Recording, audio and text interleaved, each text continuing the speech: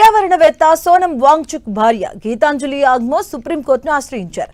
తన భర్తను విడుదల చేయాలని కోరుతూ సర్వోన్నత న్యాయస్థానంలో పిటిషన్ దాఖలు చేశారు. ఇక అంతకుముందు తన భర్తను విడుదల చేయాలంటూ రాష్ట్రపతి ద్రౌపది ముర్ము, ప్రధాని మోదీకి అలాగే కేంద్ర మంత్రి అమిత్ షాకు ఆమె లేఖ రాశారు.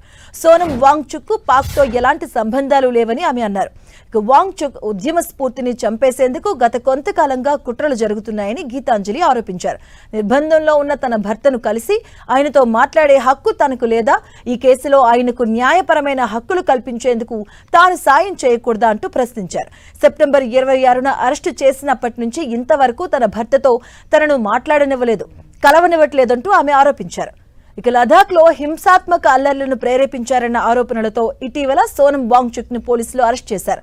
అనంతరం వాంగ్చుక్ ను రాజస్థాన్ లోని జోధ్పూర్ సెంట్రల్ జైలుకు తరలించారు. లేహ్ లో జరిగినటువంటి అల్లర్ల తర్వాత వాంగ్చుక్ పై జాతీయ భద్రతా చట్టం కింద కేసు నమోదు చేశారు. ఈ హింసలో 4 మృతి చెందగా 80 మందికి పైగా గాయపడ్డారు.